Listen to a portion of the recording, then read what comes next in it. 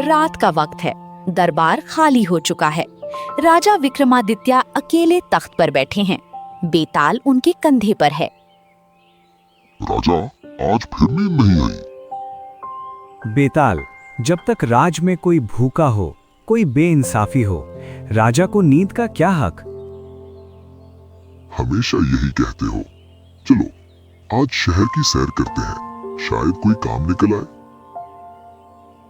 राजा मुस्कुराए और उठ खड़े हुए। चलो बेताल, रात का शहर सच बोलता है। राजा भेस बदलकर गलियों में घूम रहे हैं। रात गहरी है, चांद बादलों में छुपा है। अचानक एक कोने से आवाज आती है। या अल्लाह, कोई तो सुन ले मेरी। राजा रुक गए। करीब गए तो देखा एक बूढ़ा फकीर जमीन पर बैठा है। आंखें सफेद हैं, हाथ में टूटी लाठी है, पांव की जगह सिर्फ कपड़े लिपटे हैं। बाबा, क्या हुआ? इतनी रात को यहाँ अकेले क्यों हो? बेटा, अंधा हूँ, अपाहिज हूँ, रहूं भी तो कहाँ जाऊं, मगर मेरी तकलीफ मेरी अपनी नहीं। मतलब खोल कर बताओ बाबा। मेरी एक बेटी है, सुनीता, 12 साल की है। जन्म से गूंगी है, ना बोल सकती है, ना अपना दर्द बयान कर सकती है।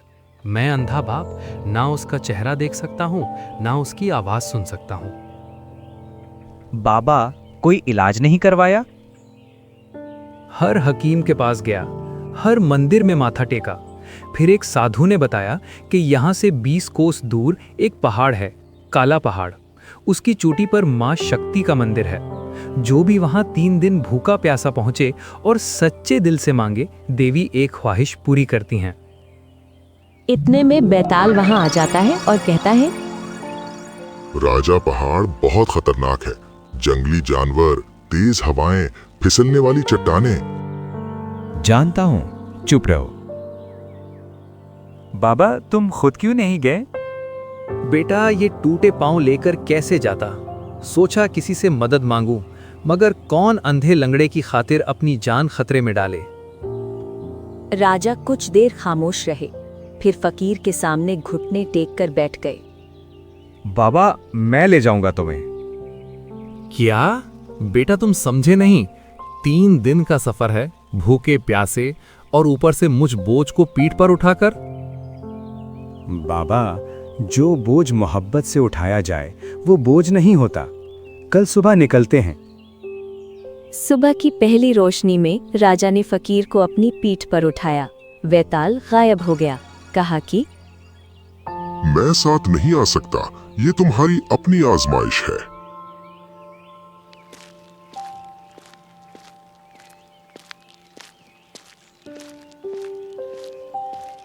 घना जंगल है, रास्ता कांटों से भरा है। बेटा, रुक जाओ, थोड़ा आराम कर लो। अभी नहीं बाबा, धूप निकलने से पहले जितना हो सके चलना है। तुम कौन हो बेटा? कोई आम आदमी इतनी आसानी से ये नहीं कहता। एक राही हूँ बाबा, बस। फकीर थोड़ी देर खामोश रहा, फिर बोला, बेटा, सुनीता जब छोटी थी तो मैं उसे कहानियां सुनाता था।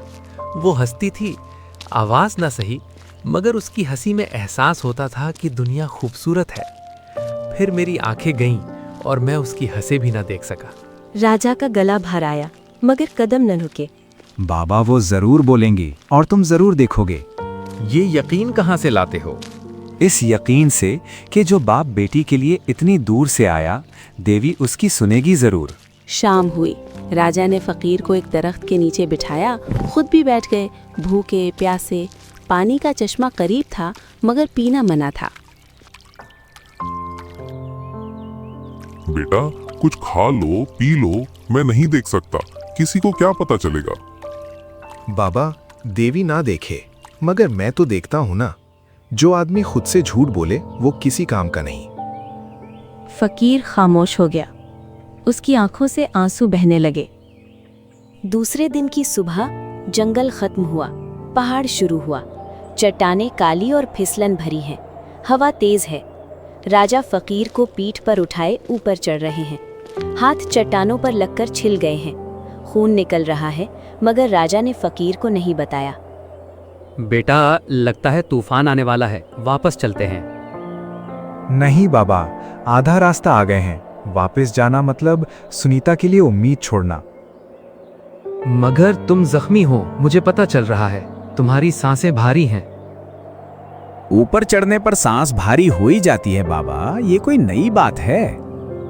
अचानक पांव फिसला, राजा लड़खड़ाए। फकीर चिल्लाया। बेटा, राजा ने बमुश्किल चट्टान पकड़ ली। चंद लम्हे लटके रहे, फिर ऊपर खींच लिया खुद को। ठीक हूँ बाबा, ठीक हूँ, डरो मत। बेटा, ये सब मेरी बेटी के लिए कर रहे हो, एक अनजान के लिए। मैं क्या दे सकता हूँ तुम्हें?